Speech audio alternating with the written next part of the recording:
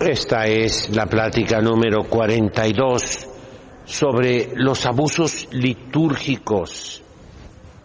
Pido ayuda económica, invito a las muchachas a ingresar a esta congregación. Quiero hablar de abusar de la paciencia de los fieles. He escuchado a lo largo de mi vida a varios obispos, esto es de obispos, que yo recuerde no lo he escuchado de ningún sacerdote. Comentarios por esta línea. La gente tiene mucha paciencia con los sacerdotes. La gente tiene mucha fe y aguanta a los sacerdotes. Y es cierto, es un hecho. La gente, yo hablo del pueblo mexicano, que es lo que conozco, ¿verdad? La gente es buena. Siempre ve al sacerdote como representante de Dios, lo disculpa, lo excusa, disminuye sus faltas, trata siempre de buscar alguna, pues repito, disculpa si es que el sacerdote hace algo mal. Y cuando ya no puede encontrar una disculpa, el pueblo cristiano dice, no juzguemos a los sacerdotes, dejémoselo a Dios. Es una actitud muy cristiana, de mucha fe. Pero aquí está el abuso de nosotros los sacerdotes,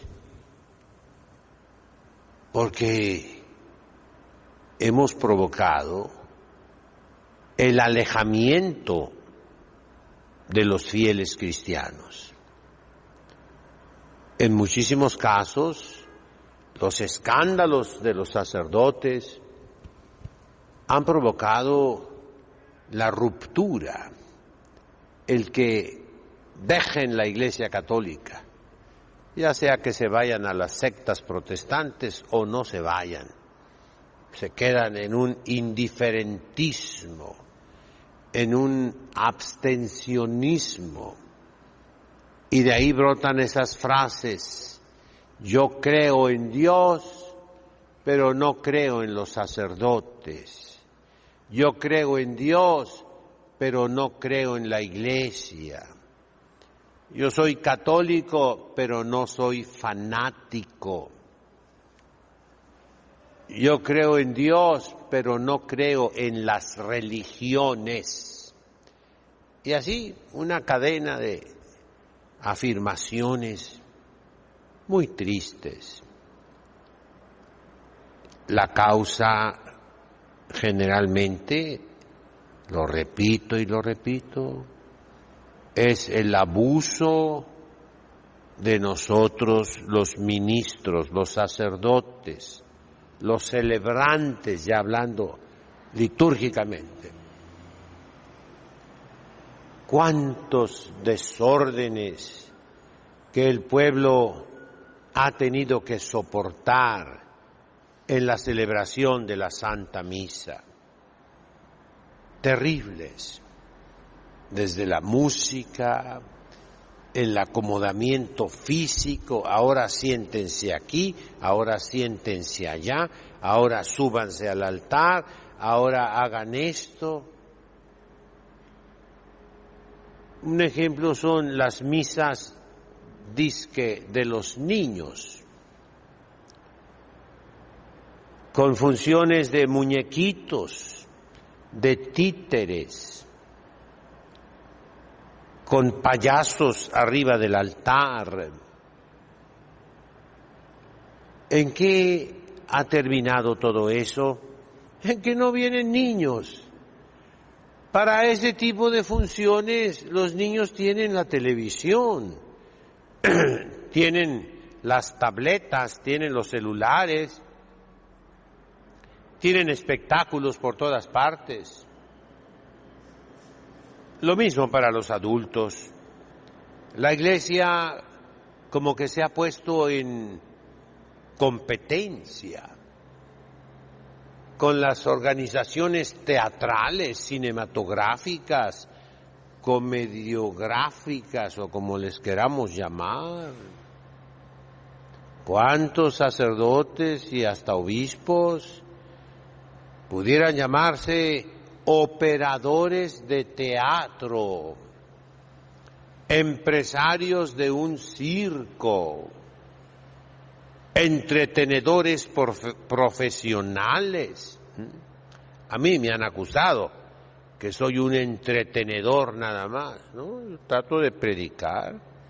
El tema que he escogido son abusos litúrgicos. Es mi deber quitar esos abusos, yendo a la causa. ¿Cuál es la causa de esto que estoy mencionando? Es la falta de vida espiritual en el sacerdote, la falta de una ascesis y de una mística en el sacerdote, la falta de un trabajo espiritual en sí mismo, lo que llamamos adquirir las virtudes, quitarnos los defectos. Un sacerdote que lucha por ser santo, que busca la perfección, que tiene una vida espiritual, que es sobrenatural y que es intelectual. El intelecto es espíritu. Un sacerdote ocupado, como el niño Jesús en el templo, en las cosas de mi Padre. Un sacerdote devoto, fervoroso, un sacerdote lleno de Dios. Monseñor Atanasio Schneider y otros pensadores contemporáneos han hablado de cuál debe ser, por ejemplo, el oficio del Papa. El principal oficio del Papa, y yo estoy de acuerdo, debe ser encontrar hombres de Dios en toda la Iglesia, hombres de Dios, para hacerlos obispos. El Papa Benedicto,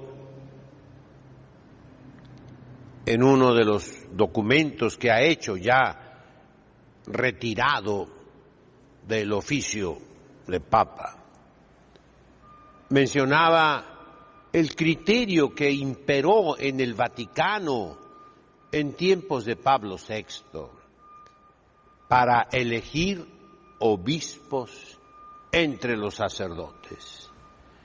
Buscar, lo dice él, sacerdotes que tienden a las novedades, a los cambios. Según eso, de acuerdo al espíritu del concilio. El Papa Benedicto habló mucho de ese espíritu. Es algo espurio, es algo vago, nebuloso, indeterminado, indefinido. Cada quien dice lo que le da la gana y le pone la etiqueta, es el espíritu del concilio. Y son mentiras. El concilio, todos los concilios, lo que produce son documentos jurídicos que se han de interpretar a la letra. Lo que importa no es el espíritu. Los textos jurídicos, los textos legales, no consideran espíritus. Sí, se habla de la mente, la mente del precepto, de la orden, del canon, de la disposición, pero no de espíritu. Entonces, se tomó algo que no vale como un pretexto para arruinar a la Iglesia Católica. Y lo consiguieron. La Iglesia está vacía, los seminarios están vacíos, los conventos están vacíos. Queridos hermanos, hay una frase, una de tantas, pero que nos ilumina mucho. Se habla de la teología de la liberación, tan ardorosamente proseguida por los obispos en América Latina. Y de ahí salió en documentos episcopales la opción preferencial por los pobres. La Iglesia hace una opción por los pobres. ¿Cuál es la frase? Y los pobres hicieron una opción por los pentecostales, por decirlo así.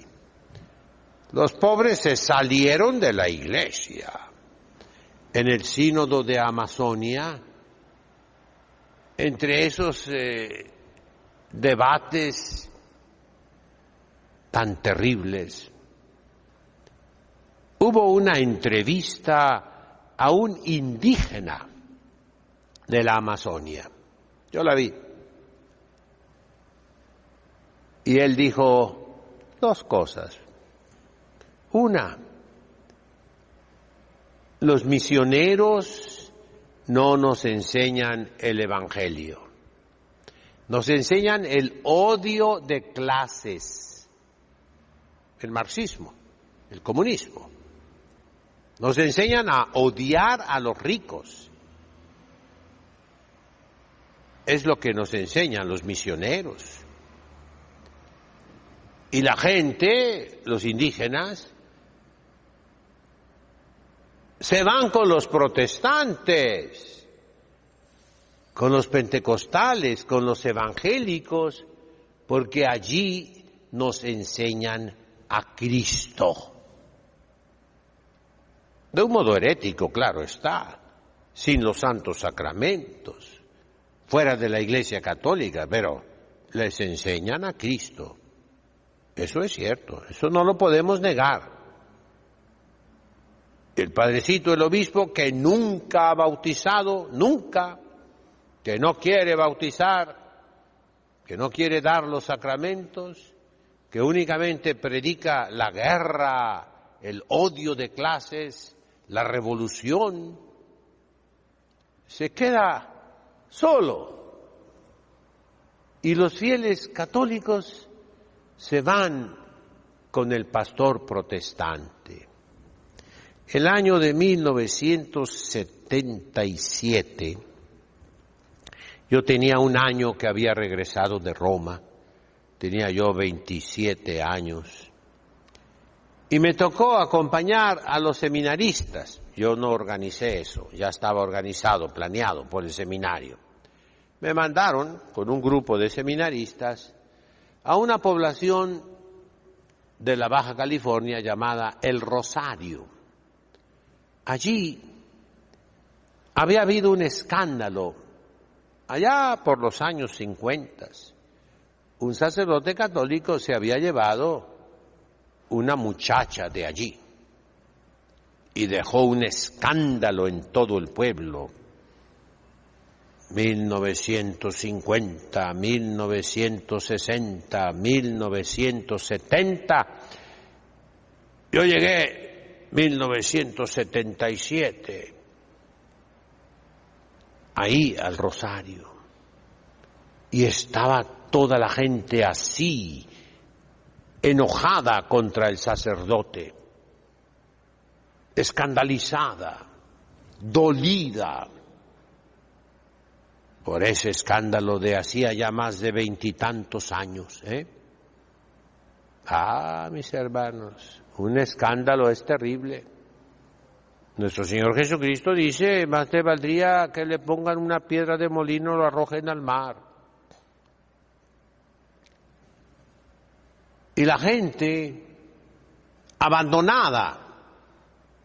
De vez en cuando iba un padre franciscano, pero poquísima gente iba. Cuando yo celebré la primera misa, toqué campanita, había una campanita, llamamos puerta por puerta a todas las casas. No vino nadie a la misa, nadie. Al final de la misa, un viejecito llegó y se sentó atrás. Y ya después de haber trabajado un mes y medio, yo con la sotana puesta, unas botas militares que me había conseguido, y anduve por todos los hogares, por todas las rancherías, los puestos de los pescadores, por todas partes, todo el día. La sotana negra con el sol cambió de color, se puso verde.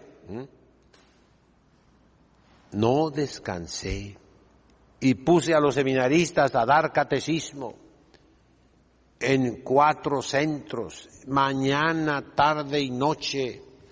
Casi se rebelaban los seminaristas, ya no querían. Hicimos un bien enorme. Y ya al final me contaba un grupo de personas, Monseñor, queremos confesar nuestro pecado. Nosotros íbamos con el pastor protestante, si algún día me oye, se llamaba Gregorio. Íbamos con él a decirle, somos católicos, queremos seguir siendo católicos. Usted es pastor protestante. Por favor, predíquenos de Jesucristo. Fíjense, los fieles católicos, predíquenos de Jesucristo. Los protestantes, los pastores protestantes, a eso se dedican, según ellos. Si son de buena fe, pues claro que pueden predicar de Jesucristo. Creen que es verdadero Dios. La mayoría de las sectas protestantes mainstream, o sea, las clásicas, aceptan la divinidad de Jesucristo, que es verdadero Dios y verdadero hombre. A eso se llega, mis hermanos, a que los católicos van con los protestantes no porque renieguen de Jesucristo, no, sino porque ahí se les habla de Jesucristo y el sacerdote no habla de Jesucristo, habla de odio contra los ricos, habla de justicia social, habla de reciclar el plástico, el metal, habla de cambio climático, habla de política, habla de fútbol, habla de tontería y media, pero no predica a Jesucristo crucificado. Todo eso que menciono, mis hermanos, es una revoltura, una confusión y es un abuso litúrgico. La gente viene a la iglesia buscando a Jesucristo. Si el sacerdote, el celebrante, en sí mismo, como que incorpora la figura de Jesucristo, si en sus palabras siempre sale Jesucristo, va a atraer a las ovejas que se han ido, a los dispersos. Yo invito, con mis débiles fuerzas, a todos los que me escuchen, volvamos a Jesucristo, regresemos al centro de la predicación. El pueblo ya nos ha aguantado demasiado y se cansó y se fue y abandonó la iglesia. Porque el pueblo busca a Jesucristo, busca a Dios y no lo encuentra. Y entonces anda vago buscándolo por otras partes. Y saben muy bien que allá no lo encuentran completo, lo encuentran cercenado, mutilado, incompleto. En ninguna secta está Cristo completo, sino solamente en la Iglesia Católica. Aquí lo encontramos completo. Qué responsabilidad pues tan grande la de los sacerdotes delante de Dios el día de nuestra muerte. Le vamos a responder por cada una de esas personas que se ha alejado de la iglesia por nuestra culpa, por nuestra grande culpa, por nuestra omisión. En nombre del Padre, del Hijo, del Espíritu Santo. Amén.